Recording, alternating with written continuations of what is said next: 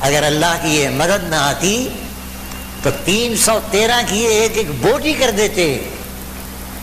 ابو جہل، ابو سفیان، یہ خالد ابن ولید ابھی تو ادھر ہی ہیں، یہ عمرو ابن عاص، ایک ایک بہادر قریش کا درندہ.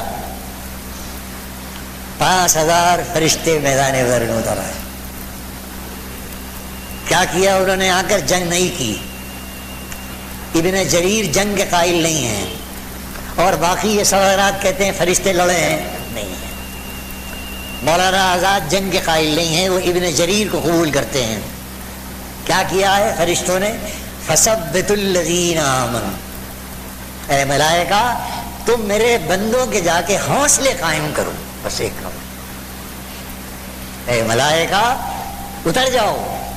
فثبتوا الذین آمنوا سألقی فی قلوب الذین الرعب سألقی فی قلوب الذین کفروا الرعب. تم اپنا کام کرو اور پھر کیا ہوگا؟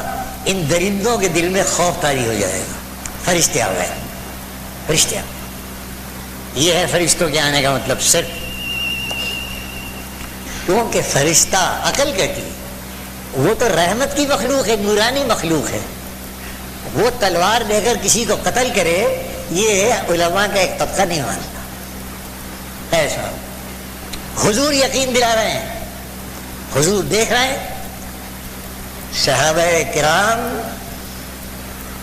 روحانیت کے اعتبار سے اتنے بلند مقام پر تھے، ایک ایک صحابی محسوس کر رہا تھا کہ یہ فرشتے موجود ہیں، یہ فرشتے.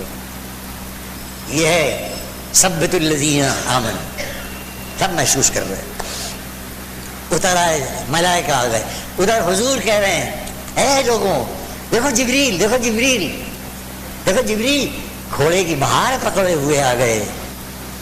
دیکھو جبریل کے گھوڑے پر اسلحہ لگا ہوا ہے. یہ خالی یقین دلا رہے ہیں آپ. جبریل نے وہ اسلحہ استعمال نہیں کیا. تقویت قلب. آ گئے فرشتے. 5000 فرشتوں نے 300 کو گھیر لیا ہوگا ان چاروں طرف. ثبت الذین آمنوا، حوصلے بلند. اب لڑے، اب لڑے.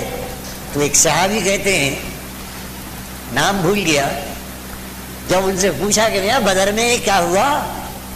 313 ایک گھوڑا، تلواریں، کچھ نہیں، خاک نہیں، دھول نہیں تمہارے پاس. یہ 1000 ان خوخار درندوں کو مار کے آ گئے. میں کیا ہوا تھا وہاں؟ تو وہ یہ کہتے تھے کیا ہوا تھا؟ کچھ نہیں ہوا. ہم نے تو اس طرح ان 1000 کو قتل کر دیا جس طرح ہمارے سامنے بندھے ہوئے اونٹ لا دیے جائیں ہیں. بندھے ہوئے اونٹ تھے، کاٹ کوٹ کے آ گئے. یہ کہتے تھے. اب یہ بندھے ہوئے اونٹ، یہ فرشتوں کا حوصلہ، ان کے دلوں میں خوف آ گیا. فرشتے آ گئے، فرشتے آ گئے. بہرحال قریش مکہ نام تو فرشتوں کا سنتے تھے نہیں. فرشتہ آ گیا، جبریل وحی لایا ہے، فرشتے آ رہے ہیں، نام تو سنتے تھے اور قائل بھی تھے فرشتوں. قریش مکہ اللہ پر ایمان. ملائکہ وہ اتنے آگے بڑھ گئے، ملائکہ کو خدا کی بیٹیاں مانتے تو تھے نا. ملائکہ کو وہ خدا کی بیٹیاں ہی کہتے تھے، مانتے تھے. خوف طاری ہو. مسلمانوں کے حوصلے بلند ہو گئے. 313,000 کا مقابلہ کر کے جیت کے گھر آ گئے. اللہ اللہ خیر صلی اللہ. یہ ہے لڑائی، پہلی لڑائی. کیوں صاحب؟ اگر 5000 فرشتوں سے اللہ مدد نہ کرتا، یہ نہتے رسول اللہ صلی اللہ علیہ وسلم اور ان کے ساتھی 1000 کا مقابلہ کیسے کر لیتے؟ یہ تو ان کی ہڈیاں توڑ دیں، اور ہڈیاں توڑ کر پھر یہ آگے بڑھتے اور مدینے میں آ کر ان کے گھروں کو مسمار کر دیتے. اللہ نے مدد کی، شکست ہو گئی. چلیے صاحب، ہو گئی شکست. اب بدر کے بعد اب چین سے نہیں بیٹھے گی. بدر کی آگ بدر کی. پھر آ گئے میدان میں احد کے 1 سال کے بعد تقریباً. اب احد کا غزوہ آ گیا. دیکھیے اب آپ، غزوہ احد آ گیا. غزوہ احد آ گیا. حضور اکرم صلی اللہ علیہ وسلم جنگجو نہیں تھے. سن لیں آپ، اللہ جس نبی کو رحمت للعالمین کہہ رہا ہو، اس کا میدان جنگ میں حصہ لینا ایک ضرورت تھی. اس کا مشن نہیں تھا، اس کا ذہن نہیں تھا، نہ اس کا نہ اس کے ساتھیوں کا. عہد آ گیا، کیا کریں اب؟ حضور نے کہا باہر نکل کے لڑائی نہ لڑو، اندر ہی رہ کر لڑے گی لڑائی. یہ امن پسندی کا ذہن تھا. باہر اپنا دفاع کریں گے، ہم مدینے میں رہ کر دفاع کرو، بچاؤ کرو، باہر نہ نکلو. کچھ نوجوان تیش میں آ گئے اور آ کر کہا کہ نہیں جناب باہر لڑیں گے. نکل. اچھا کہ تمہاری یہ رائے تو چلو میں بھی تمہارے ساتھ. اپنی رائے واپس لے لی. دراصل نبوت کی ساری زندگی ایسے رموز پر مشتمل ہے کہ عقل کام نہیں. رائے حضور کی صحیح تھی کہ اندر ہی رہ کر دفاع کرو. سوال جمہوریت کا اور شورا کا تھا. جب صحابہ کی یہ رائے ہوئی تو حضور نے کہا تمہاری رائے یہ ہے، میں اپنی ذاتی رائے واپس لیتا ہوں، چلو باہر. چلو باہر آ گئے. نتیجہ کیا ہوا؟ شکست ہو گئی، زبردست شکست ہوئی ہے احد. حضور اکرم صلی اللہ علیہ وسلم پہلا مرحلہ شکست کا ہے. 70 کے قریب صحابہ شہید ہو گئے. حضور اکرم زخمی ہو گئے. وہ تو آخر میں جنگ کا پاسا پلٹا اور حضور نے پھر آواز دی اور یہ ہوا اور یہ لوگ پھر واپس چلے گئے درندے قریش کے. لیکن اب تو چین سے بیٹھ جاتے. اب تو 70 کے قریب صحابہ کی جان لے لی. جو 70 مارے گئے تھے بدر میں، اب تو ان کا انتقام ہو گیا. اب تو آرام سے بیٹھ جاؤ. نہیں بیٹھے آرام سے، آ گئے خندق کی لڑائی میں. اور اب ایک آخری مورچہ لگایا اور یہودیوں جنہوں نے عہد کر لیا تھا ان سے عہد توڑایا اور ان کو اپنے ساتھ ملا لیا. حد ہے. قرآن کی آیات جہاد کو اس منظر میں رکھ کر پڑھو بھائیوں. میرے غیر مسلم بھائی بھی آیت کو صرف آیت کے طور پر نہ پڑھو، شان نزول رکھ کر پڑھو. تمہیں قرآن کی آیات جہاد سے خوف طاری نہیں ہوگا. تم سمجھو گے کہ اس کی ضرورت تھی آیات جہاد کی. پھر آ گئے اور 1 مہینے رسول اللہ اور مدینے کا محاصرہ رکھا ہے. ان کی یہود اور قریش کی متحدہ طاقت نے 1 مہینے محاصرہ. رسول اللہ صلی اللہ علیہ وسلم نے اپنی غریب مفلوق الحال اس چھوٹی سی بستی کے چاروں طرف 3 طرف خندق کھو دیے. حالانکہ عرب خندق کے عادی نہیں تھے. مسلمان فارسی نے کہا خندق کھودو اور اس میں آگ جلا دو تاکہ وہ آگے نہ آئیں. خندق کھو دیا. اور فقر و فاقے کا یہ عالم تھا کہ پیڑ سے پتھر بندے رہتے تھے. زاد راہ ختم. جو عورتیں اور بچے تھے ان کو ایک مدینے کے ایک بڑے مکان میں آپ نے بند کر دیا تاکہ یہودی پیچھے سے حملہ نہ کریں. اور قرآن کہتا ہے وہ نقشہ اذ بلغت القلوب الحناجر. یاد کرو اے مسلمانوں غزوہ خندق کے حالات کہ تمہارا کلیجہ منہ کو آ رہا تھا کیا ہوگا. ادھر بچے اور عورتیں قتل کر دی جائیں گی، ادھر ہمارا صفایا ہو جائے گا. کیا ہوگا؟ اور وَتَظُنُّونَ بِاللَّهِ الظُّنُونَ. جس قدر وعدے اللہ نے کیے تھے تمہاری نگاہ میں وہ تمام وعدے فضول نظر آنے لگے. کیا حالات تھے غزوہ خندق. وَتَظُنُّونَ بِاللَّهِ الظُّنُونَ. طرح طرح کی بدگمانیاں کرنے لگے. کہاں ہے اللہ کے وعدے؟ کہاں ہے رسول اللہ کی صداقت؟ کہاں ہے قرآن کے وہ اعلان؟ کہاں ہے؟ یہ کھڑے ہیں، یہ یہودی اور یہ سب کھڑے ہیں اور بچے ہمارے گھر کے اندر بند ہیں. کیا ہوگا؟ یہ حال ہوا ہے. 1 مہینہ معمولی نہیں ہے محاصرے کا. اللہ اکبر. اللہ نے کیا دکھایا دنیا کو. کہ جن درندوں کے خلاف رحمت للعالمین نے تلوار اٹھائی ہے یہ ہے درندے. کہ تلوار اٹھانا جائز نہیں تھا. 1 مہینے کے بعد قدرتی طور پر وہ بھی اللہ نے آسمانی کچھ حالات پیدا کیے تب یہ چھوڑ کر بھاگے ہیں مدینے کو، ورنہ مہینے بھر تک پیچھے پڑے رہے حضور اکرم صلی اللہ علیہ وسلم. یہ ہے وہ لوگ. غزوہ بدر میں 70 قیدی آئے گا. دیکھیے اب آپ نزاکت دیکھیے مولانا نصیر الدین، نزاکت اس تاریخ کی. 70 قیدی آئے، حضور اکرم صلی اللہ علیہ وسلم یہاں اپنے مزاج کے مطابق معاملہ کر رہے ہیں، رحم کرو چھوڑ دو. عمر جنگی نقطہ نگاہ کو مشورہ دے رہے ہیں کہ قتل کر دو. ان کا نقطہ نگاہ جنگی تھا. یا رسول اللہ، ان میں ایک آپ کے چچا ہیں اور ہیں، 2 چھوڑ دو انہیں، اور باقی یہ جو وہ ہیں یہ درندے ہیں، جانے کے بعد پھر خون خرابہ کریں گے، پھر بھڑکائیں گے، ان کو چین نہیں ملے گا. آگ بھڑک رہی ہے انہیں. حق کامیاب ہو گیا.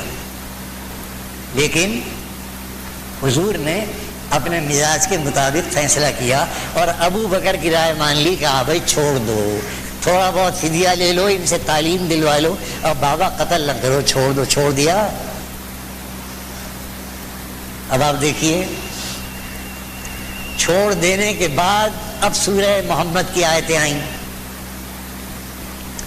اور سورہ محمد کی وہ آیتیں آئیں اور جس میں یہ کہا، سورہ انفال میں بھی ہے، انفال میں بھی ہے، ما کان لنبی. اب دیکھیے آپ اس وقت تو قرآن خاموش رہا.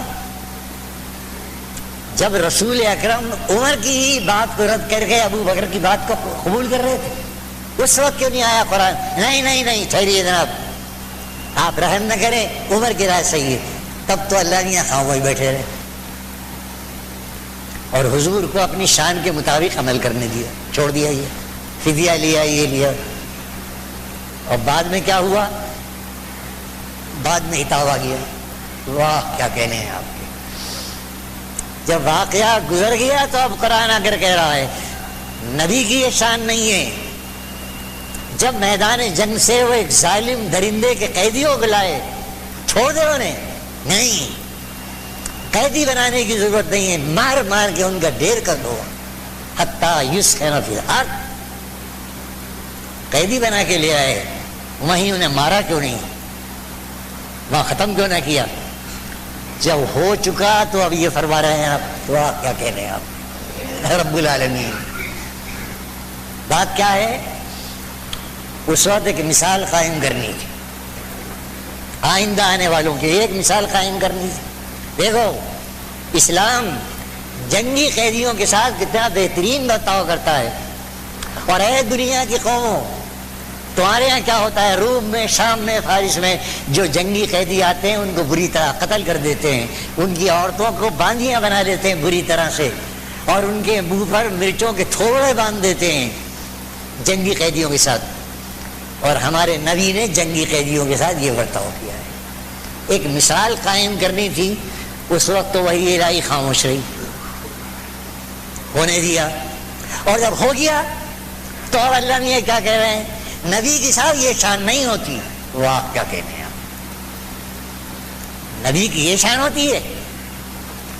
نبی کی شان یہ ہے کہ جب چڑھ گیا تلوار لے کر تو جب تک دشمن کا چورا نہ کر دے میدان جنگ سے پیچھے نہ ہٹے. واہ صاحب اب یہ کہہ رہے ہیں آپ. اور یہاں تک آتا ہے روایات میں حضور اکرم صلی اللہ علیہ وسلم نے کہا لولا کتاب من اللہ سبق لمسکم. وہ تو اللہ کا فیصلہ پہلے تھا، عالم تقدیر میں ہی ہوگا اس موقع پر، کیونکہ اس میں حضور کے چچا بھی ہیں، یہ بھی ہیں. اگر پہلے سے فیصلہ نہ ہوتا تو اتنا بڑی غلطی ہم نے کی تھی کہ عذاب عظیم، لمسکم عذاب عظیم. اے مسلمانوں تمہیں میرا عذاب عظیم گھیر لیتا، تم سے اتنی بڑی غلطی ہوئی چھوڑنے کی.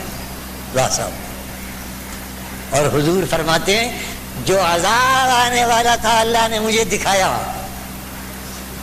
اس معاف کرنے پر، چھوڑنے پر جو خدا کی طرف سے قہر آنے والا تھا وہ مجھ کو اللہ نے دکھایا، اور پھر رونے لگے حضور اکرم، اے اللہ تو نے فضل کیا، پہلے فیصلہ ہو چکا تھا، اب یہ حالات کی نزاکت ہے ڈاکٹر۔ گویا نبوت کی زندگی ترتیب پا رہی تھی، اب اسی ماحول میں ان حالات کو سمجھو، تم الگ کر کے نہیں سمجھ سکتے۔ اور پھر کیا ہوا؟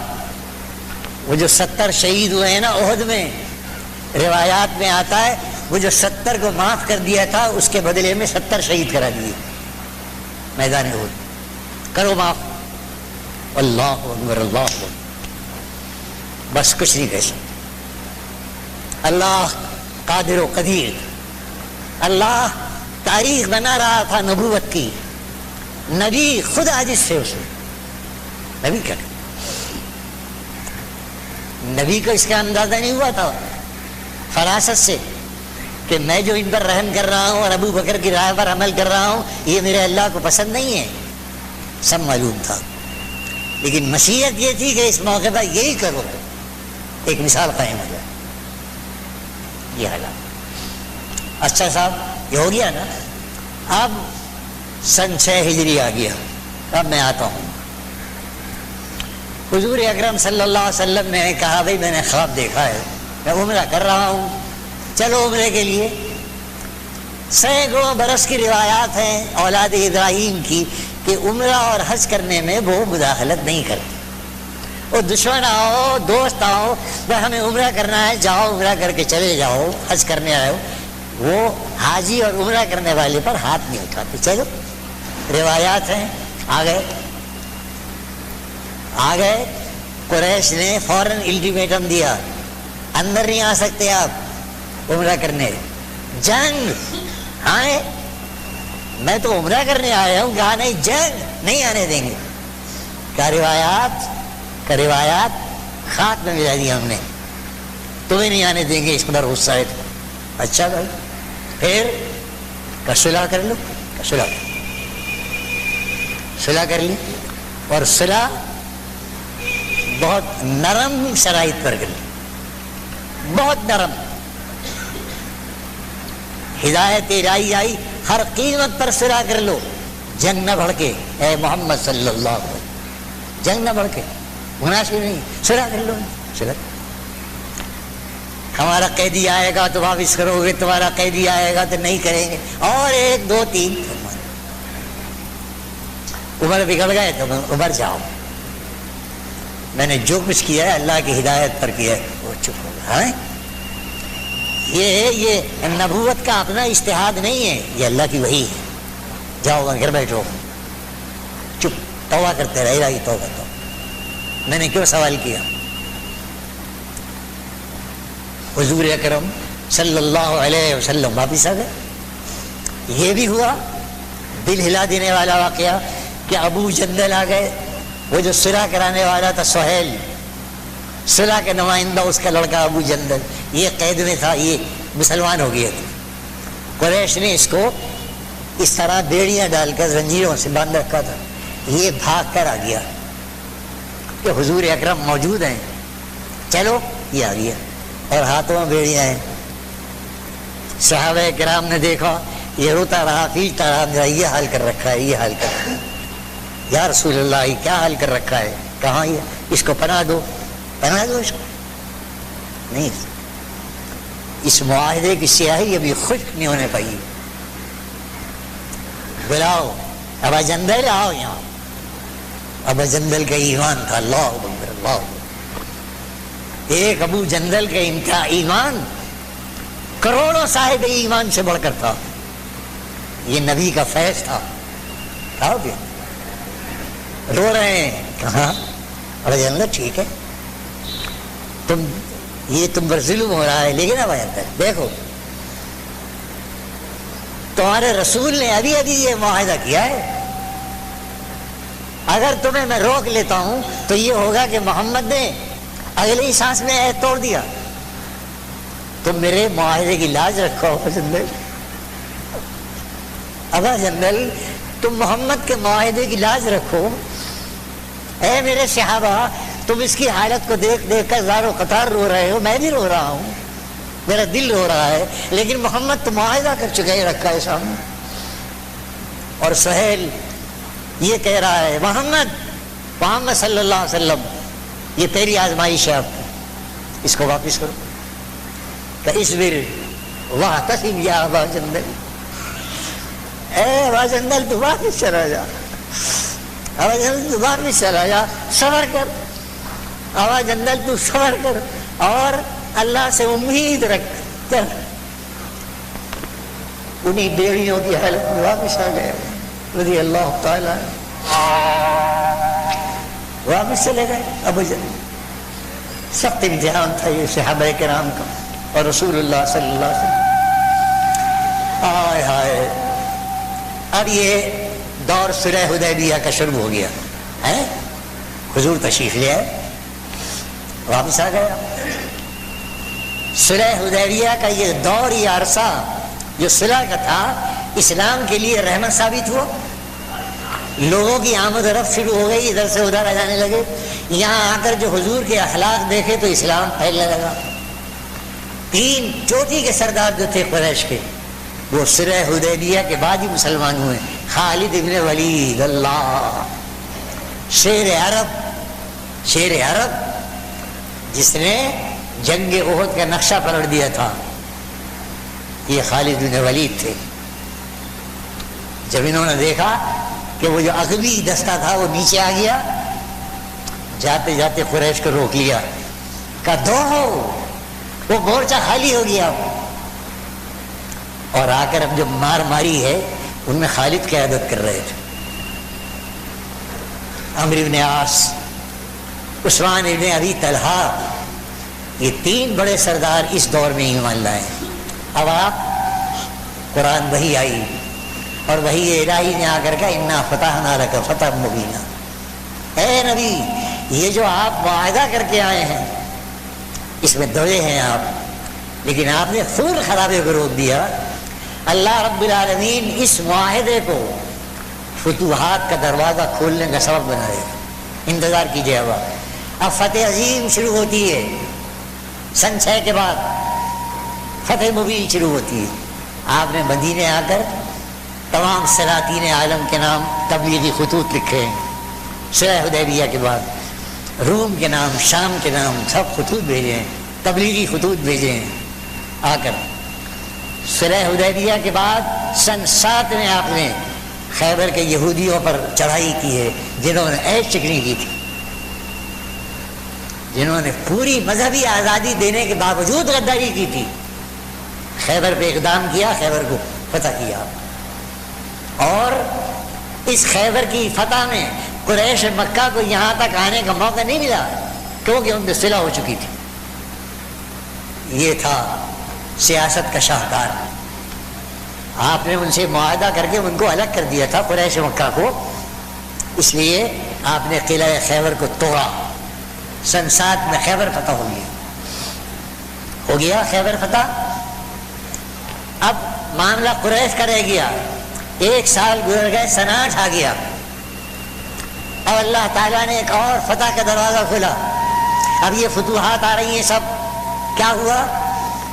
قریش مکہ نے حضور کا ایک قبیلہ تھا بنی خزاعہ حلیف، اس پر چڑھائی کر دی اور ان کے آدمیوں کو حرم میں مارا، قتل کیا۔ بنی خزاعہ یہ حضور کے حلیف تھے۔ بنی خزاعہ نے مکے سے فریاد کی رسول اللہ سے، مدد مدد یا رسول اللہ، عہد پورا کیجیے، ہمارا آپ کا عہد ہے، ایک دوسرے کی مصیبت سے کام آئیں گے۔ انہوں نے ہمارے آدمیوں کو قریش نے تباہ کر دیا ہے۔ حضور اکرم صلی اللہ علیہ وسلم نے وہ معاہدہ منسوخ کر دیا، وہ تو ہونا ہی تھا، اور قریش نے پہل کی ہے اس کو، حضور نے نہیں کی۔ پہل کس نے کی؟ قریش نے کی۔ حضور اکرم صلی اللہ علیہ وسلم نے تو اس قدر احتیاط برتی ہے کہ ابو جندل کو واپس کرا دیا، معاہدہ توڑ دیا۔ ابو سفیان آئے مدینے میں، اس معاہدے کی تجدید کر لو، حضور نے انکار کر دیا۔ اب معاہدے کی تجدید نہیں ہوتی، اب نہیں ہو سکتی۔ کس قدر موقع دیا اور پھر ان غریب کمزوروں جو ہمارے دوست اور حلیف ہیں انہیں حرم میں قتل کر دیا کہ جاؤ اس لیے واپس چلا گیا اس لیے۔ حضور اکرم صلی اللہ علیہ وسلم نے مکے کی طرف اقدام فرمایا، اب یہ فتح مکہ آ رہا ہے، اقدام فرمایا اور حضور نے مکے پر پرچم توحید لہرا دیا۔ وہ تمام درندے جو ابھی تک زندہ رہے، کچھ تو مر گئے تھے، کچھ زندہ تھے، ابو سفیان وغیرہ، ان کو آپ نے امن دے دیا، پناہ دے دی، پناہ دے دی، امن دے دیا، مکہ فتح ہو گیا۔ سن 8 میں اب حضور واپس آ گئے، مدینہ واپس آ گئے، سن 9 آ گیا۔ اب یہ تاریخ ترتیب پا رہی ہے اپنی، ان سارے حالات میں رکھ کر قرآن کی ان آیات کو دیکھو، قرآن کس کے لیے کہہ رہا ہے؟ فَاقْتُلُوهُمْ حَيْثُ وَجَدتُّمُوهُمْ، کس کے لیے کہہ رہا ہے؟ سن 9 میں ابو بکر کو بھیجا، جاؤ ابو بکر آخری اعلان کراؤ، بس جن بت پرستوں اور مشرکوں کو ہم نے پناہ دی تھی اب وہ یا مکہ خالی کر دے یا ایمان لے آئیں، آخری الٹیمیٹم۔ سورہ برات کا اعلان کر دیا ابو بکر نے جا کے سن 9 میں، اتمام حجت ہو گئی، جانے والے چلے گئے، رہنے والے رہ گئے، ادھر ادھر بھاگ گئے، ایمان لے آئے، جو سردار بھاگ کر تھے آہستہ آہستہ وہ بھی ایمان لے آئے، مدینے آ گئے۔ حضور اکرم سن 10 ہجری آ گئی، اب آپ نے ایک فاتح کے طور پر حج، آخری حج کا ارادہ کیا، یہ حجۃ الوداع ہے، آپ حجۃ الوداع ہے، بیت اللہ بتوں سے پاک ہو چکا ہے، مشرکین یا ایمان لا چکے ہیں یا ادھر ادھر طائف وغیرہ میں چھپ کر ادھر ادھر جا چکے ہیں۔ پھر ان سے ایک جنگ ہوتی ہے، حنین کی جنگ اور طائف کی جنگ، دیکھیے اب چین سے نہیں بیٹھے، ابھی مکہ ہاتھ سے نکل گیا، رحم و کرم بھی دیکھ لیا، انتہائی رحم و کرم جس کی مثال نہیں ہے دنیا میں، پھر بھی چین سے نہ بیٹھے، ادھر ادھر سے سمٹ کے طائف آ گئے، اور پھر طائف میں رسول اللہ صلی اللہ علیہ وسلم کو ایک اور جھٹکا جھیلنا پڑا، زبردست جھٹکا جھیلا ہے۔ حنین کی لڑائی میں اس قدر تیر انداز تھے یہ بنی ثقیف طائف والے کہ صحابہ کرام کے حوصلے پس کر دیے تھے، اس قدر تیر اندازی کی۔ دیکھیے اب آپ، پھر جھٹکا لگا ایک احد والا،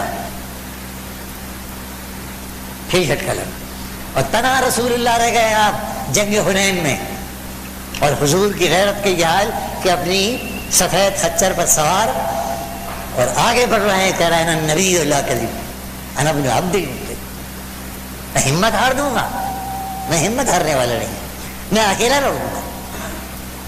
اے قریش، میں کون ہوں؟ میں تمہارے خون ہوں، میں عبد المطلب کا بیٹا ہوں، اگر تم مرتے مرتے یہاں آ گئے تو میں بھی آخر دم تک یہاں آیا ہوں تمہارے سامنے، آؤ۔ یہ ہے جو انا ابن عبد، اللہ کی پھر مدد آئی، اور اللہ نے طائف اور حنین میں اسلام کو فتح یاب کر دیا۔ اب ٹوٹا ہے دم، اب ٹوٹا ہے دم، یہ تھے دشمنان مکہ، اب ان کو کہہ رہا ہے قرآن، یہاں لاؤ ان آیات کو، فَاقْتُلُوهُمْ حَيْثُ وَجَدتُّمُوهُمْ، اے محمد جہاں پاؤ قتل کر دو، صلی اللہ علیہ وسلم، ان کو کہہ رہا ہے حَيْثُ وَجَدتُّمُوهُمْ حَيْثُ ثَقِفْتُمُوهُمْ، جہاں پاؤ معاف نہ کرنا، انہیں قتل کر دو، انہیں کہہ رہا ہے۔ لیکن قرآن عام انسانوں کے ساتھ کیا اصول پیش کرتا ہے؟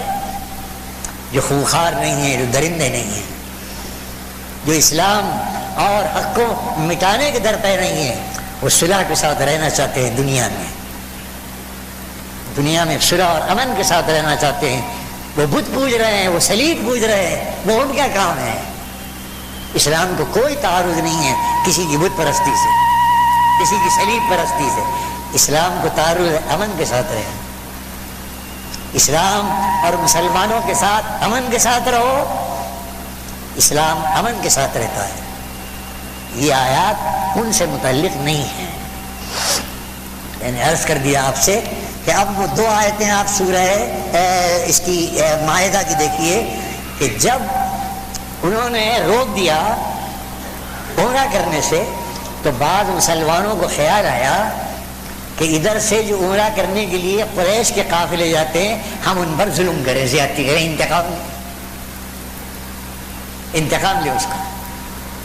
فوراً وہی آئی، سورہ مائدہ میں ایک دفعہ نہیں 2 دفعہ یہ آیتیں نازل ہوئی، وَلَا يَجْرِمَنَّكُمْ شَنَآنُ قَوْمٍ عَلَىٰ أَلَّا تَعْدِلُوا، کسی قوم کی دشمنی تمہیں اس پر مجبور نہ کرے کہ تم بے انصافی کرنے لگو، خبردار ایسا نہ کرنا۔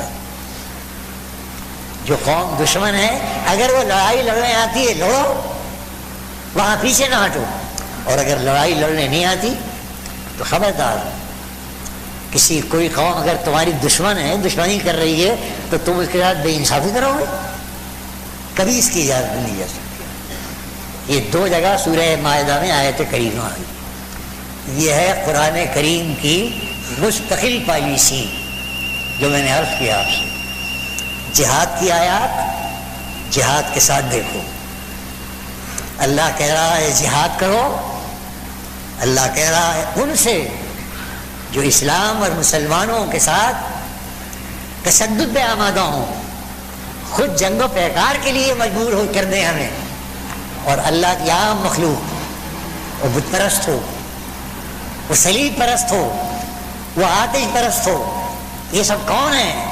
اگر وہ امن کے ساتھ رہتے ہیں تو اللہ کی مخلوق ہے، اللہ کا کنوہ ہے۔ یہ الخلق عیال اللہ، یہ ہے مسلمان جہاد کے لیے تیاری کرتا ہے، تیاری شرط ہے اس کے لیے، تیاری کرو، بغیر تیاری کے نہیں کرتا۔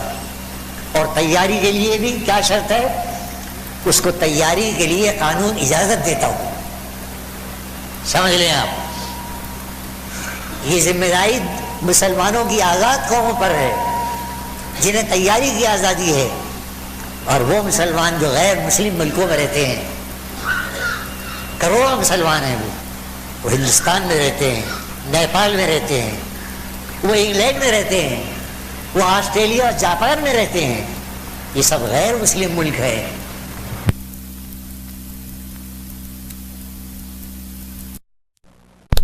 نہیں ہے، لیکن اللہ کی رحمت کو جوش دلانے کے لیے الہی یہ چوپائے تیرے ہیں، الہی یہ بھینسیں تیری ہیں، الہی یہ گھوڑے گدھے سب تیرے ہیں۔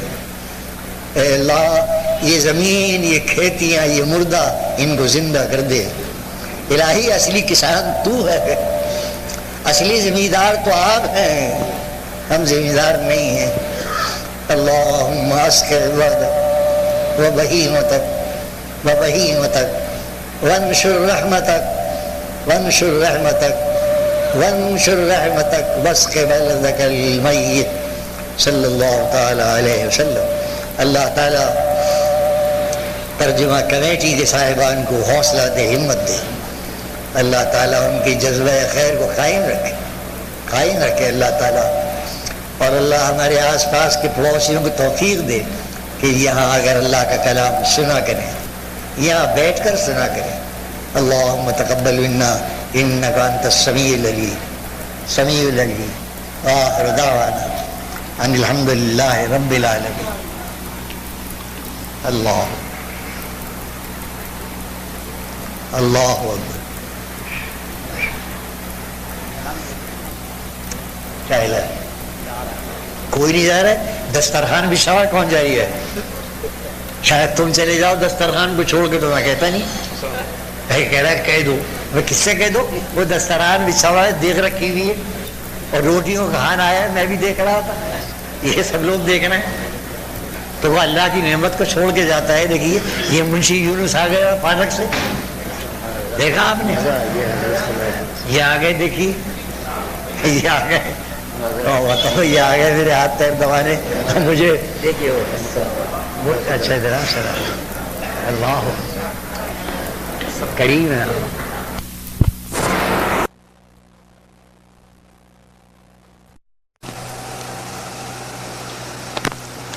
اعوذ باللہ من الشیطان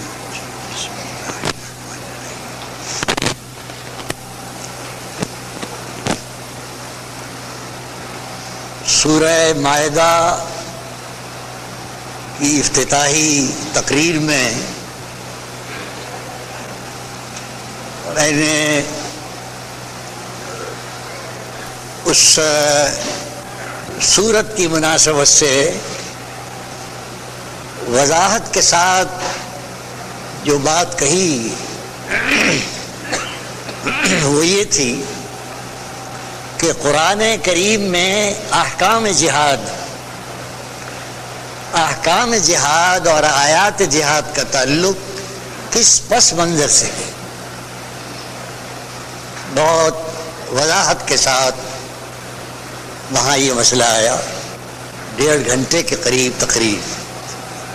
ایک پہلو اس میں باقی رہا یہ آج کہ اس واس کو اس سے جوڑ دیں آپ کہ جہاد رسول اللہ صلی اللہ علیہ وسلم کا اپنے بھائی بندوں قریش کے خلاف بھی رہا اور وہی اصلی مارکا تھا آپ کا. کیا رویہ تھا قریش مکہ کا اور کس نے مجبور کیا رحمت للعالمین والے مشن پیغمبر کو کہ وہ تلوار لے ہاتھ میں. میں نے اس بات کو صاف کیا ہے بہت الحمدللہ. پھر دوسرے درجے میں جہاد ان یہودیوں کے خلاف جو مدینے میں آباد تھے وہ بھی جہاد ہوا ہے. نصارہ کی بھی ایک بستی تھی وہاں نجران میں یمن کے حدود میں. ان سے حضور اکرم صلی اللہ علیہ وسلم کا کوئی معرکہ پیش نہیں آیا.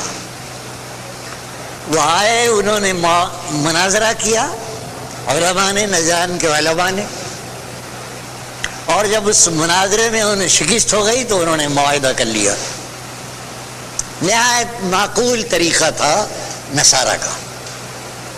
اسی لیے قرآن کریم نے ایک جگہ سورہ وَإِذَا سَمِعُوا کے آخر میں کہا کہ وَلَتَجِدَنَّهُمْ أَقْرَبَهُمْ مَوَدَّةً لِلَّذِينَ آمَنُوا. اے مسلمانوں علیہ رسول اکرم صلی اللہ علیہ وسلم, یہ نصارہ ان یہود کے مقابلے میں آپ سے زیادہ قریب ہیں, اقرب ہیں. یہ زیادہ آپ سے متعلق ہیں ان کے مقابلے میں. تعریف کی ہے قرآن میں. وہی نصارہ ہیں, نجران کے نصارہ. کوئی جھگڑا پیش نہیں آیا اور امن و امان کے ساتھ تعلقات رہے, لیکن جھگڑا پیش آیا یہود مدینے سے. کیا رویہ رہا ان یہود مدینہ کا؟ انتہائی عہد شکن, انتہائی دل آزار, انتہائی غدارانہ. اگر اس سارے برتاؤ کے سامنے رکھیں آپ تو رسول پاک صلی اللہ علیہ وسلم کا وہاں تلوار اٹھانا وہ بھی حق بجانب ثابت ہوتا ہے, جس طرح قریش مکہ کے مقابلے میں ہوا. حضور نے 6 مہینے کے بعد ان یہودیوں سے معاہدہ کیا جو مدینے میں آباد تھے, 2 قبیلے بنی نذیر بنی قریظہ. معاہدہ کیا اور معاہدے میں اس قدر آزادی بخشی, اس قدر اخوت برتی کہ نحن امت واحدہ. آگے بڑھ کر یہ بھی کہا حضور نے ہم اور تم اب ایک قوم ہیں, ایک امت ہے, اب 2 نہیں ہیں. ہمارے عقیدے 2, ہمارے مذہب 2, لیکن ہم بحیثیت باشندگان مدینہ کے ایک قوم ہیں. اب تمہارا مذہب آزاد, تمہارا عقیدہ آزاد, تمہاری تہذیب آزاد, امن و امان سے رہنا, ہمارے ساتھ عہد شکنی نہ کرنا. لیکن پھر عہد شکنی کی انہوں نے. غزوہ احزاب ہوا, یہ قریش کے ساتھ سب مل گئے وہ احزاب کا غزوہ قریش مکہ اور یہودیوں کا مشترک محاذ تھا اسلام کے خلاف۔ شکنی کی زہر دیا گیا۔ حضور اکرم صلی اللہ علیہ وسلم کو ایک عورت سے سازش کی، زینب نام تھا اس کا، اس نے حضور کو ہدیے میں کھانا بھیجا، اس میں زہر تھا۔ اب حضور اکرم صلی اللہ علیہ وسلم کی سادہ دلی، اعتماد جسے کہتے ہیں، کس قدر کہ آپ نے شبہ نہیں کیا کہ اس کو مجھ کو زہر دیا جا رہا ہے، دوستی ہو چکی، ایک قوم بن چکی نا، امت واحدہ، اس میں زہر تھا۔ ایک نوالہ کھایا تھا کہ اللہ کی وحی نے آ کر روک دیا، جو اور ساتھی تھے وہ کچھ اور کھا گئے، وہ شہید ہو گئے۔ حضور کو اللہ تعالیٰ نے محفوظ رکھا، زہر دیا، معاف کیا، آپ نے اپنی ذات تک معاف کیا اس عورت کو۔ لیکن وہ جو دوسرے صحابی ہلاک ہو گئے تھے، ان کے عزیزوں نے اپنے آدمی کے قصاص میں اس عورت کو قتل کرا دیا۔ وہ مسئلہ آپ کا نہیں تھا، وہ اس مرنے والے کا تھا جو ہلاک ہوا تھا شاید۔ ایک گروہ مدینے میں منافقین کا تھا، عبداللہ ابن ابی جس کا سردار تھا، اس کو ورغلاتے رہے یہودی، کیا کیا اذیتیں پہنچائی ہیں اس عبداللہ نے رسول اکرم صلی اللہ علیہ وسلم کو، اور حضور کا اس کے جواب میں کتنا بلند اخلاق رہا۔ اس کے جنازے کی نماز پڑھنے آ گئے، اب پڑھا دی، جو رئیس المنافقین تھا۔ تبوک سے واپس ہوئے، یہ تو سب ساتھ جاتے تھے منافقین، کیونکہ یہ عرب تھے، خزرج سے تعلق تھا ان کا، لیکن یہودیوں نے انہیں توڑ رکھا تھا حضور کے خلاف۔ راستے میں جب وہ لشکر لوٹا اور یہ ارادہ کیا کہ حضور پر ایک پتھر کی سل پھینک دیں تاکہ ہلاک ہو جائیں، وہی الہی نے آ کر بچایا۔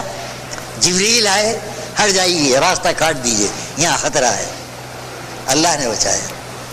یہ حرکت کی اور حرکتیں برابر، اور پھر اس کے مقابلے پر جو حضور نے اعلیٰ ترین کردار پیش کیا اور جس کی حفاظت قرآن نے کی ہے، ایک منافق نے ایک صحابی حضرت ابو قتادہ کا کچھ سامان چرا لیا، ہتھیار وغیرہ چرا لیا۔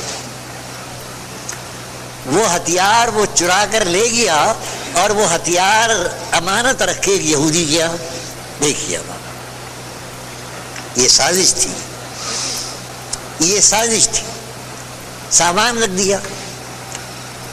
چوری کرنے والا بشیر نامی منافق تھا۔ جب ابو قتادہ نے آ کر شکایت کی تو حضور نے اس کی تحقیقات کی۔ تحقیقات میں یہ نکلا کہ مال مسروقہ یہودی کے رکھا ہوا ہے، پکڑا گیا۔ جو چور تھا بشیر، اس کے قبیلے والے آ کر اس کی تعریف کرنے لگے، جناب یہ تو ایسا ہے، جناب جی جناب روزہ رکھتا ہے، نماز پڑھتا ہے، حضور یہ تو اس پر الزام ہے چوری کا۔ چور وہی ہے جہاں مال مسروقہ تھا۔ رسول اللہ صلی اللہ علیہ وسلم کا سارا کیریئر تباہ ہو جاتا اس سازش میں۔ ایک عام بشر کے طور پر جب لوگ اس کی تعریف کر رہے ہیں، حضور نے کہیں سرسری طور پر کہا یہ تو بڑا نیک آدمی ہے، سارا قبیلہ اس کی تعریف کر رہا ہے، سارا قبیلہ تعریف کر رہا ہے، مال وہاں نکلا ہے یہودی کیا۔ حضور نے سرسری طور پر یہ تاثرات ظاہر کیے ہیں۔ قرآن نازل ہو گیا، یہاں قرآن نے بچایا حضور اکرم صلی اللہ علیہ وسلم، اور قرآن کریم نے آ کر کہا کہ آپ کو نہیں معلوم، اس لیے کہ آپ عالم الغیب نہیں ہیں، آپ تو ظاہری حالات دیکھ کر تفتیش کر رہے ہیں۔ اس کی تعریف ہو رہی ہے بشیر کی، وہ یہودی ہے، سارا الزام ادھر تھوپ رہے ہیں کہ مال پکڑا گیا، لیکن اے نبی صلی اللہ علیہ وسلم اللہ شہادت دے رہا ہے کہ وہ یہودی بے قصور ہے، اور ملزم یہ چور بشیری ہے، وہی آئی ہے، اور وہی کا انداز جو آج تک قرآن میں محفوظ ہے۔ قرآن نے کس تیور سے نبی کو مخاطب کیا ہے؟ وَلَا تَكُلْ لِلْخَائِنِينَ خَصِيمًا وَاسْتَغْفِرِ اللَّهَ وَاسْتَغْفِرِ اللَّهَ۔ اے نبی صلی اللہ علیہ وسلم، آپ کے لیے شایانہ شان نہیں تھا کہ ایک بددیانت چور کی آپ تعریف کریں؟ بشیر کی تعریف کی، لیکن فیصلہ نہیں کیا تھا۔ اللہ رب العالمین نے غلط فیصلے سے اپنے نبی کو بچایا۔ خیال کریں آپ، جو قرآن وحی الہی اس یہودی اقلیت کی حمایت کر رہی ہو، قرآن حمایت کر رہا ہو، اور قرآن نازل ہو کر کہہ رہا ہو کہ یہ یہودی بے قصور ہے، چور تو وہی ہے بشیر، یہ سازش ہے کہ سامان اس کے یہاں رکھ دیا گیا۔ کتنا بڑا احسان تھا قرآن کا یہ، اور کتنا بڑا کیریکٹر تھا یہ رسول اللہ صلی اللہ علیہ وسلم کا۔ وہ قرآن ہی آپ کے ساتھ تھا، قرآن ساتھ تھا، قرآن آپ دو الگ الگ نہیں ہیں چیزیں۔ وہ آپ کا ذاتی تاثر تھا کہ ایک شخص نمازی ہے، روزے دار ہے، خاندان کے لوگ مسلمان ہیں، آ کر تعریف کر رہے ہیں، بھئی ہو سکتا ہے یہ ہو، صرف سرسری، لیکن قرآن نے روک دیا، نہیں جناب، بے گناہ ہے وہ۔ کتنا بڑا احسان تھا یہودی پر، پوری قوم پر، ان تمام معاملات کو، حسن اخلاق کو، شرافت کو۔ اگر موسیٰ علیہ السلام کی تعریف کر رہا ہے ایک معمولی خونچے والا کھجور فروش، اور ایک مسلمان سن کر تاؤ میں آ جاتا ہے اور اس پر کچھ مار دیتا ہے، تو حضور اس کو برداشت نہیں کرتے۔ وہ آتا ہے، یا رسول کیا ہے اے یہودی؟ کہا یہ ہوا ہے میرے ساتھ، کہ بلا لا اس کو۔ یہ بہت بڑے آدمی تھے مسلم معاشرے کے، یہ صحابی، لیکن طلب کر لیا، اور طلب کر کے جو تعریف کی ہے موسیٰ علیہ السلام کی، ایک حد تھی تعریف کرنے کی، واقعی وہ اللہ کے پیغمبر تھے، ہیں قابل تعریف ہیں، لیکن حضور نے اس قدر تعریف کی ہے حد سے بڑھ کر، اور یہاں تک کہا کہ لا تخیرونی علی موسیٰ، مجھے حضرت موسیٰ پر آئندہ فضیلت نہ دینا۔ دیکھیے آپ، یہ آپ کی تواضع تھی، یہ آپ کی تواضع اور آپ کی دلداری، یہ غیر مسلم اقلیت کی دلداری۔ یہ موسیٰ ہیں، ان کو قوم مانتی ہے یہودی، خبردار اگر آئندہ مجھے ان پر فضیلت دے دو تو ان کا دل دکھے گا، احتیاط کرنا، احتیاط کرنا۔ جس کا یہ کیریکٹر اس یہودی قوم کے ساتھ، وہ غداری کر رہی ہے، عیشگری کر رہی ہے، وہ دشمنوں سے مل کر مدینے کو پامال کر رہی ہے۔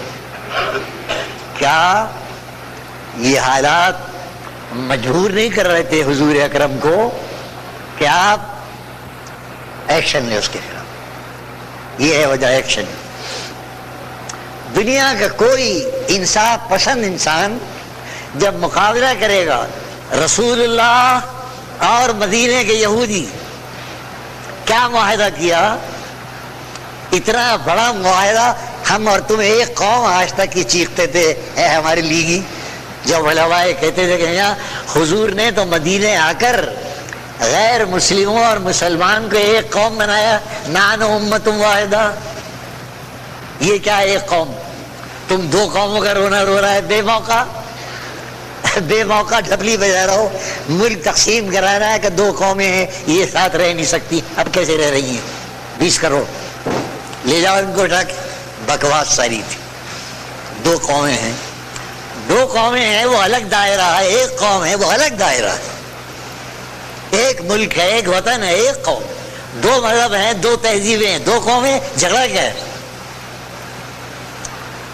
رسول اللہ صلی اللہ علیہ وسلم مدینے کے یہودیوں کے ساتھ رواداری، محبت، اخوت کس حد تک گئے؟ اور پھر بھی اگر انہوں نے غداری کی، کیا حضور کے لیے ضروری نہیں تھا کہ آپ تلوار اٹھائیں؟ اور اس کا جواب دے تلوار اٹھائیے آپ۔ وہ نصارہ جو پرانے نصارہ تھے، انہوں نے کوئی عیش نہیں، جو معاہدہ کیا قائم رہے نجران کے عیسائی، انہوں نے نہیں توڑا۔ قرآن نے تعریف کی، قرآن اور تعریف کر رہا ہے نصارہ کی، ان نصارہ کی، ان یہودیوں کے مقابلے پر۔ یہ ہے اس لیے قرآن کریم کی وہ آیات جن کا تعلق یہودیوں کے ساتھ جہاد سے، ان حالات میں رکھ کر اس پر غور کرو۔ جس طرح قرآن کی وہ آیات جن کا تعلق قریش مکہ سے ہے، قریش مکہ اور حضور کے دونوں طرز عمل کو سامنے رکھ کر دیکھو، کبھی تمہیں الجھن پیش نہیں آئے گی۔ رسول اللہ صلی اللہ علیہ وسلم کے اس حکم پر بہت ناک بھون چڑھاتے ہیں مستشرقین، یہ یورپ کے مورخین۔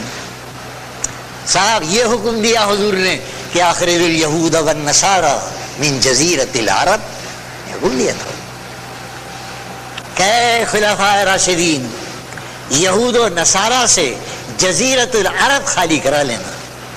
کہا کیوں کہا؟ اس لیے کہ جزیرۃ العرب اسلام کا مرکز تھا، اور حضور پر یہ واضح ہو چکا تھا کہ آخر دم تک اسلام سے ان کا کینہ ختم نہیں ہو سکتا۔ ام یحسدون الناس علی ما آتاہم اللہ من فضلہ، اے رسول اکرم صلی اللہ علیہ وسلم، جو اللہ نے آپ پر فضل و کرم کیا ہے وہ ان کے حلق سے نہیں اترتا اور نہ اترے گا۔ لن ترضان، تو حضور نے جزیرۃ العرب میں قائم رکھنے کی غرض سے کہا بھائی ان کو یہاں سے چلتا کر دے گا۔ وہاں سے چلتا کیا، ایک ایک چیز کا معاوضہ دیا ہے صحابہ کرام نے، جن لوگوں نے چھوڑا ہے اور چھوڑ کر وہ قریب ملک شام داخل ہوئے، ایک ایک چیز کا معاوضہ ادا کر کے ان کو بخیریت اور وہاں سے نکالا ہے، تاکہ جزیرۃ العرب۔ میں ایک اور بات کہتا ہوں کہ جزیرۃ العرب نہ صرف یہ کہ اسلام کا مرکز ہے، بلکہ جزیرۃ العرب یہ اولاد اسماعیل کا مرکز ہے۔ جزیرۃ العرب پر حضور اکرم صلی اللہ علیہ وسلم کا اثر اس لیے بھی کہ آپ ہادی اسلام تھے، اور اس لیے بھی کہ آپ وارث ابراہیم تھے، وارث اسماعیل تھے۔ یہ سمجھ لیں آپ، یہ جو کانٹے کی لڑائی ہوئی ہے بنی اسماعیل سے، آپ کے اپنے برادر سے، اس کی ایک یہ بنیاد تھی۔ اسلام کہہ رہا تھا اس کعبے کو بتوں سے صاف کرو، اسلام کا حکم تھا۔ اس کے علاوہ یہ دادا کی مسجد تھی، اور اس دادا کا وارث تھا محمد صلی اللہ علیہ وسلم، جو ہمارے تمہارے دادا نے کعبے کو اگر توحید کا مرکز بنایا ہے تو اس کو بحال کرو، نکالو ان بتوں۔ ایک یہ کہ اسلام کا حکم تھا، اور مزید کیا کہ دادا ابراہیم نے اس کو مرکز بنایا تھا، اور ہم تم سب دادا ابراہیم کے نام لیوا، ایک کلمہ بھرتے ہو تم بھی ہم بھی، اور پھر بت پرستی کرتے ہو، یہ دوسری وجہ۔ بہرحال یہ میں نے عرض کیا وہاں، اور اب یہ اس کو آپ مکمل کر رہے، لگا دیں اس کے ساتھ، کہ قرآن کریم میں جو جہاد کی آیات ہیں ان آیات کو اس کے شان نزول کے ساتھ سمجھو، اور اسلام کا جو ایک مستقل مشن ہے وہ لڑائی دنگا نہیں ہے، اسلام کا مستقل مشن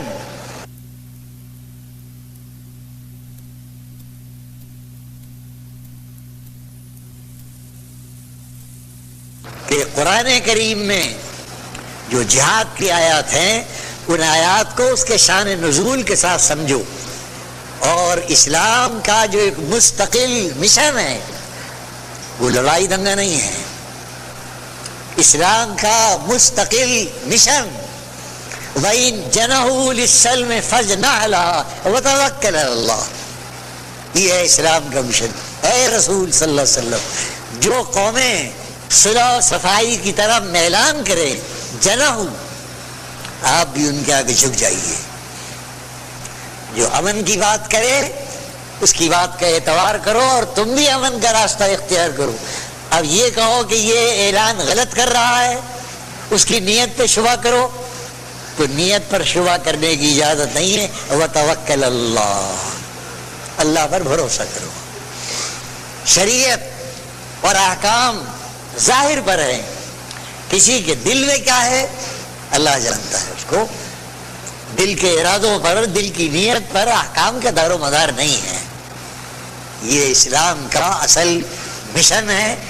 وہ امن چاہتا ہے، وہ سلامتی چاہتا ہے، وہ اخوت انسانی چاہتا ہے، اور وہ پیغام چاہتا ہے جو آج اس 21ویں صدی کی دنیا کے لیے ضروری ہے۔ آج یہ دنیا اب وہ 100 برس پیچھے لوٹنے والی نہیں ہے۔ وہ جو مولانا آزاد کہہ گئے تھے کہ اب انسان جس تمدن و تہذیب کی طرف آگے جا رہا ہے، اب یہ مشرق وسطیٰ کی طرف لوٹ کر جانے والا نہیں ہے۔ وہ تاریخی اشارہ تھا مولانا کا، مذہب کا حوالہ نہیں دیا۔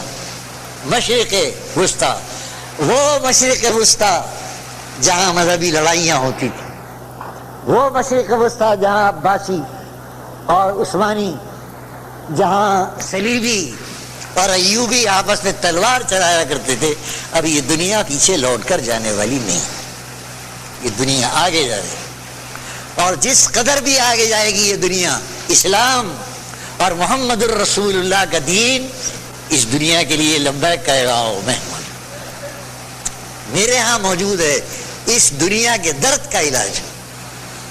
آج کی دنیا جن مصائب میں گرفتار ہے، ان مصائب کا علاج میرے پاس ہے قرآن کے اوصاف میں۔ تم آیات جہاد کو سن کر گھبرائے جا رہا ہو۔ ایک آیات جہاد ہی ہے قرآن میں نہیں۔ میں نے وہاں بھی کہا تھا اور آپ کی عبرت کے لیے کہہ رہا ہوں کہ سعودی عرب میں نماز کے اندر قرآن کی وہ آیات نہیں پڑھ سکتا امام جن میں نصارہ کی مذمت ہے۔ یہ ابھی آئے ہوئے تھے جدے کے امام مولانا عبد الرحمان حیدرآبادی ہیں، وہاں عرصے سے، یہ انہوں نے مجھ کو بتایا۔ وہ کہتے ہیں سارا قرآن پڑھا ہے، وہی آیتیں پڑھ رہے ہو جن آیتوں میں اللہ تعالیٰ نے نصارہ کی مذمت کی۔ یہود کو کہہ دیتے ہیں کہ جھگڑا چل رہا ہے، نصارہ کی مذمت، سارا قرآن موجود ہے۔ کیا سارے قرآن میں اللہ نے مذمت کی ہے نصارہ کی؟ آل عمران ہے، کچھ صورتیں ہیں جہاں مناظرہ ہے، جھگڑا ہے، وہاں قرآن مذمت کرتا ہے۔ باقی قرآن سارا پڑھا ہے، محبت کی بات کرتا ہے، وہ توحید کی بات کرتا ہے، وہ آپس میں میل جول کی بات کرتا ہے۔ سارا قرآن پڑھا ہے، وہ پڑھو، یہ کیوں پڑھتے؟ تو میں نے ان کو سمجھایا مولانا، میں نے کہا کچھ آپ کو آپ کی اس میں کچھ تکدر ہے، تکدر ہے اس حکم میں؟ میں نے کہا تکدر نہ کرو۔ اسلام کیا کہتا ہے؟ اسلام یہ کہتا ہے جس قوم سے آپ معاہدہ کر لیں اور وہ معاہدے کے تحت 2 حکومتیں کر لیں اور معاہدے کے تحت وہ آپ کے ہاں آباد ہو، اس کی دل آزاری کی اجازت تھی۔ دیکھیے آپ معارف القرآن سورہ انعام کی 108ویں آیت مفتی شفیع صاحب نے سارا واضح کیا ہے کہ اگر ایک شخص قرآن کی وہ آیات پڑھتا ہے اور اس کی نیت یہ ہے کہ کافر کو چڑھاؤ، وہ جانتا ہے قرآن کی زبان پڑھتا ہے وہ، تو قرآن کریم کی تلاوت اس نیت سے کرنا جائز نہیں ہے۔ معارف القرآن دیکھ لیجیے اللہ، قرآن پڑھتا ہے آدمی اس لیے کہ اللہ کے کلام کا اثر دل میں قائم ہو، اس لیے پڑھ رہا ہے کہ چڑھا رہا ہے، کافر کے لفظ چڑھاؤ، کافر کہہ کر چڑھاؤ، یہ سب بیکار بات۔ بہرحال اللہ تعالی ہمیں اور آپ کو سمجھ دے ان حالات کے مطابق، اور سارے عالم کو، پوری امت کو عقل دے کہ حالات کو سمجھیں اور سمجھ کر وہ مقام بنائیں دنیا میں اپنا، جو مقام ایک بھاری بھرکم باوقار قوم کا ہوتا ہے۔ اللہ